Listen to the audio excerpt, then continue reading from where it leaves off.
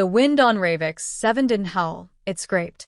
Dry silicon particles scoured the temporary habitat dome with every gust, like invisible claws testing the resolve of the thin polymer shields that barely kept the lethal atmosphere out. Inside, the heat recycling unit hissed like an old lung, struggling to maintain breathable air. The planet was silent, but for the machinery and the quiet hum of human defiance. Captain Darius Holt stared at the perimeter monitors, his jaw locked in a permanent grind. Beyond the walls, nothing moved. No clouds, no birds, no life. Just dunes of rust-orange dust stretching to forever, occasionally fractured by jagged, glass-like rock formations. A prison disguised as a mercy mission. And they were the prisoners. "We lost 2 water reclamation pods last night," came a voice behind him. Come. Methodical. The kind of voice that didn't yet know how to panic, which was becoming increasingly rare. Darius turned to see Dr. Mara tenly holding a data pad with a cracked corner, the hair near her temples singed from some miscalculated power surge earlier that day. She looked like every other survivor, too lean, too pale, eyes slightly too large from living underground too long, but her posture still carried the stubbornness of someone who thought knowledge might yet save them. "We're not going to make it with what we have," she said, not accusing, not dramatic. Just facts, delivered like test results. "We were never supposed to," Darius muttered. Mara didn't reply. She didn't need to. Everyone knew the truth. Ravix 7 was a dead world. No surface water. No breathable air. Daytime temperatures that boiled skin and nights that flash-froze bone. The only reason the Coalition had given the humans this planet was because they'd given up pretending to care. Earth had collapsed in famine and flame, and the rest of the galaxy had watched. Then, in a move dressed up as emergency relocation, the humans were loaded into barely maintained colony vessels and dropped onto Ravix with 3 months of supplies and a smile. Out of the 5,000 who had landed, only 1,800 were left. Disease, malfunction, starvation, and suicide had done the rest. Mara set the datapad on the console next to Darius and pulled up a schematic of the base's underlevel. "There's something in the deep soil samples. Not alive, not exactly, but it's dormant. I think it could be coaxed." He gave her a skeptical glance. "You found God buried in the dirt?" No. "I found a microbial network, barely functional. Looks like extremophile analogs, but with silicon-based chemistry. If we can rehydrate them and stabilize the temperature, they might be able to metabolize the native minerals. Into something we can use? Maybe. Oxygen. Carbon. Even nitrates with the right coaxing. It's theoretical, but it's better than waiting to suffocate." Darius looked back at the screen. A storm was forming on the edge of the southern dunes. The kind that stripped paint off titanium and turned solar panels into slag. "We're out of hydrogel packs. I can synthesize crude substitutes if I get access to the cryomed gel in storage 3. The base commander before you locked it down for trauma use only." That was Commander Rashid. "He's been dead 6 weeks, Darius said flatly. "Everything's unlocked now." She nodded, already calculating dosage volumes in her head. Darius didn't stop her. She was one of the few people here still trying to do more than survive. A distant thud echoed through the dome as the storm began to make itself known. Dust hammered the side of the habitat like a million tiny fists. Power flickered. Somewhere, a child cried, thin, tired, like even the sound had given up. Darius stepped away from the console. "Use what you need, Doctor. Just don't get dead." "No promises," she said, but her tone carried a crooked smile that didn't reach her eyes. The next few hours passed in quiet desperation. Teams scrambled to reinforce the dome. Makeshift anchor cables were driven deeper into the rock beneath their feet. Inside, technicians rerouted power from comms to life support. No one needed to call home anymore. Home was dust. Darius moved among them like a ghost in combat boots. Not barking orders, just present, visible. They followed him because he didn't break. Not when the food ran out, not when the first wave of colonists died of Terra flu, not when the hydrofarms failed. He was a symbol now, more than a man. In the lower tunnels, Mara worked under flickering lights, surrounded by makeshift incubators and sample trays filled with black grit. She spoke softly to the samples like a gardener whispering to seeds, her hands steady even when the lights blinked off for 10 seconds straight. She was gambling everything on the hope that life, even alien and barely clinging, could be reborn here. By midnight, the first signs came. A single-cell division under high magnification. A twitch in a solution that hadn't moved in millennia. Mara stared at the scope and felt the heat of her own breath fog the eyepiece. Her hand shook as she reached for the intercom. "Captain Holt, you'd better come see this." He arrived 10 minutes later, boots caked with storm dust, eyes hollow but alert. She didn't say anything. She just pointed. The microbe glowed faintly, violet, like ultraviolet fire. Not Earth life, but life nonetheless. "We can work with this?" he asked. She nodded. "If we scale it right, it might not just survive, it might spread. And if it spreads..." The implication landed in silence. A dead world made breathable. Soil made fertile. A second chance not given but carved, cell by cell, from the bones of exile. Darius exhaled, long and slow. "Then we make this our home."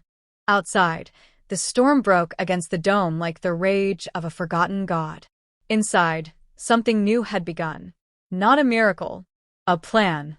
A fight. One humanity didn't expect to win, but might. And that, more than anything, was the part that would terrify the galaxy. The first tree on Ravix 7 didn't grow tall, it crawled.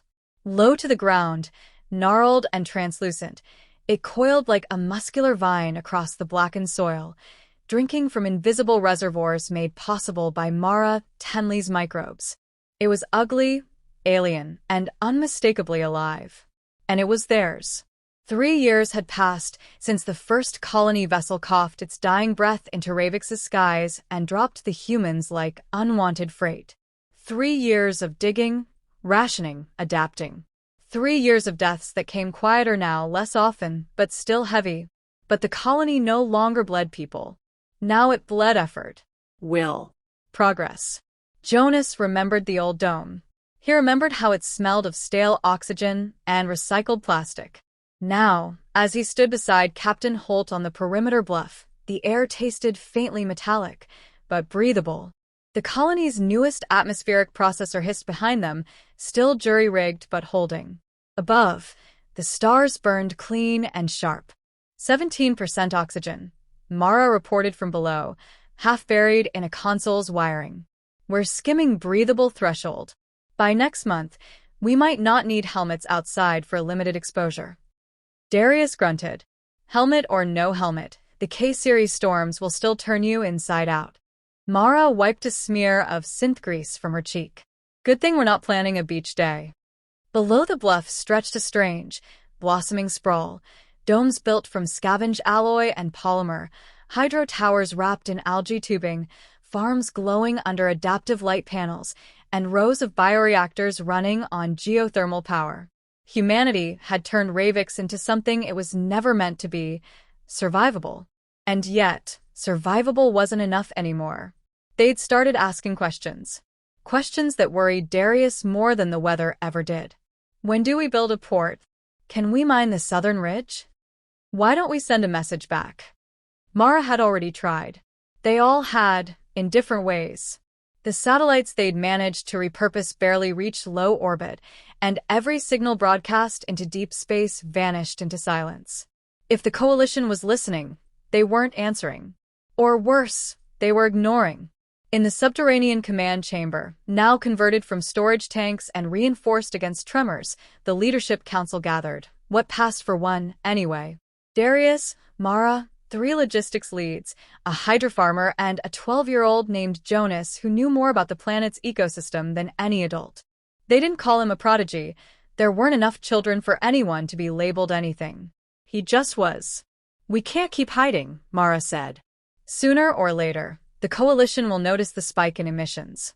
And we've got enough mass in orbit now to trigger gravitational anomalies."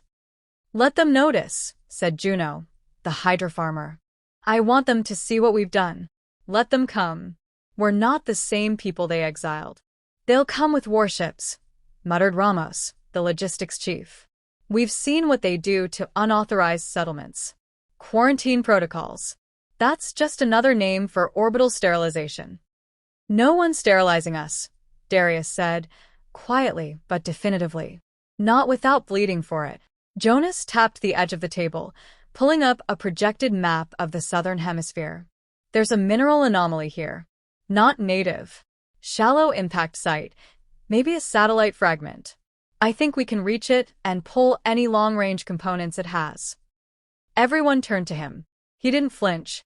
"If we want them to hear us, we need more than a whisper. We need to scream." "You think they'll care?" Juno asked. "After what they did?" Jonas shook his head. "I don't want them to care. I want them to know. They authorized the mission that night. A mobile drilling unit, 3 engineers, and Jonas, because he'd mapped the ravines better than any drone." Darius wanted to go, but someone had to stay and be the hammer back home. He watched the crawler vanish into the canyon at dawn, engines kicking up ash-colored dust. The winds were merciful for once. Mara remained at the Bioforge lab, overseeing the next wave of atmospheric cultivators. Her face was gaunt, her eyes bloodshot, but her movements were sharp with intent. Life grew faster now. Her modified microbes had achieved self-sustaining feedback loops. The planet was healing, and not naturally, by design. That evening, a signal flared on the outer monitors. A flicker of movement in low orbit, small, fast, and untagged. "Drone?" she asked. "No," Darius said, narrowing his eyes. "Too big." They watched as the object dipped into the upper atmosphere for 20 seconds, then veered off and vanished. "No transmissions. No ID. Scouting run," he muttered. "They are watching." Jonas returned 3 days later with the fragment. It was indeed from a coalition probe, burned out and broken, but with enough of a signal core left to salvage. Mara and the engineers worked feverishly, cobbling together a new transmitter that could push through the planetary magnetosphere. On the 7th night, under a sky scrubbed of ash, they broadcast a simple message in Coalition Standard. "This world is no longer dead. You sent us to die, and we built a garden. Come see what you've buried." Then they waited. For weeks, nothing came. The colony pulsed forward, hungry and growing, but always with one eye on the stars. Until the day the sky blinked. The orbital array lit up with multiple inbound signatures. Not warships. Not yet. But probes. Fast, intelligent, silent. More than one species signature embedded in the signal packets. Coalition eyes. Watching. Confirming. Darius stood on the surface, helmetless, wind tousling the short silver in his hair, eyes narrow. "They're coming," he said. Beside him, Mara didn't flinch. "Then let them." And beneath their feet, the planet breathed. The coalition vessel descended like a god's judgment, sleek, gold-plated, humming with the hum of absolute certainty. It entered Ravix 7's orbit unchallenged, broadcasting layered diplomatic protocols and synthetic pleasantries in every known galactic language. The message was clear. "We're here to inspect what we assumed had rotted. The humans let them land." A wide clearing had been carved near the southern growth fields, where the first generation of terraformed trees now stretched twisted arms toward a bluer sky. The air was breathable without aid. The soil no longer cracked underfoot but pressed back with damp resilience. Waiting at the edge of the landing zone stood a delegation, unarmed, unmoved, and unmistakably unafraid. Jonas stood at their center, now 17, clad in an adaptive cloak of mesh-leaf fabric and alloy armor that shimmered faintly like Ravix's native rocks. He wasn't tall, but he carried height in his posture. His eyes, golden green from mild planetary mutation, reflected more than youth. They reflected belonging.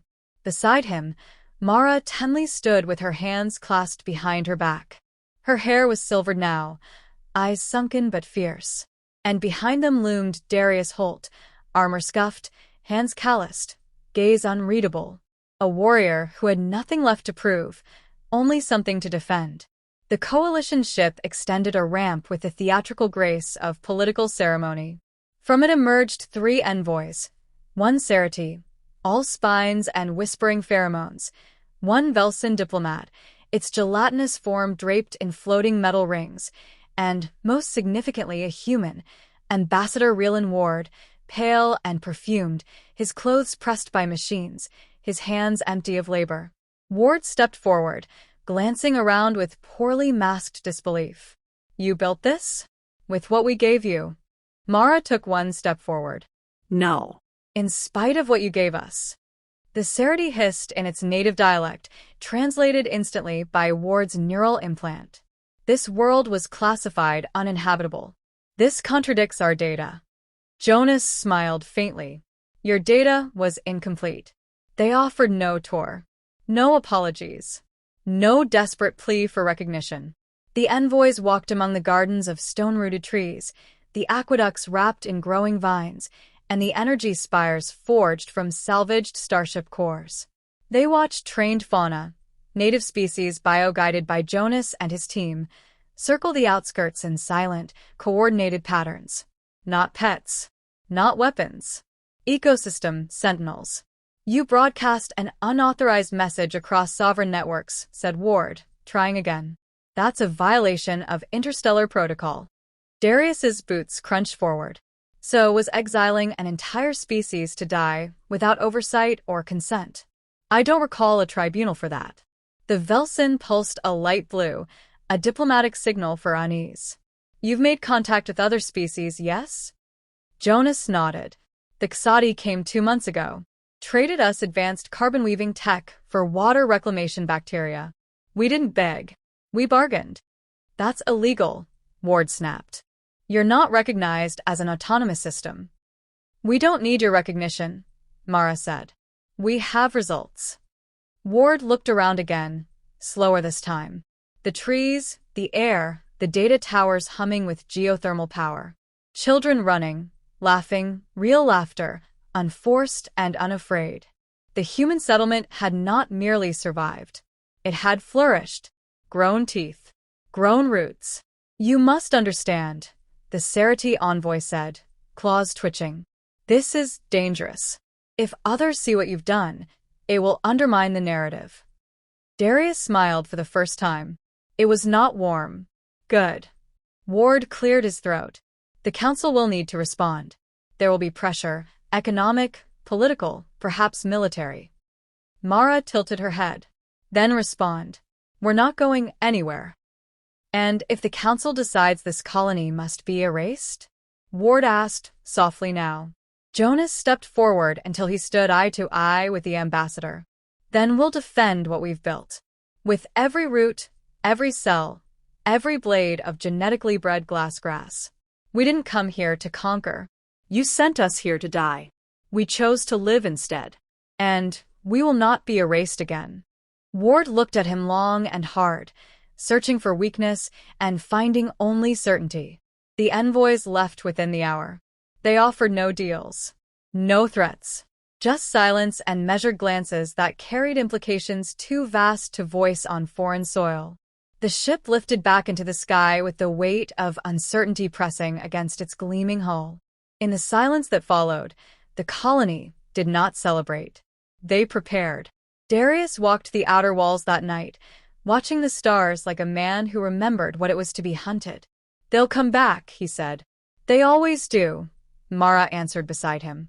And next time, they won't bring questions. Jonas joined them quietly, his eyes fixed on the sky. Then we answer with what we've grown. Below them, Ravix, 7 pulsed with life, strange, stubborn, and entirely human.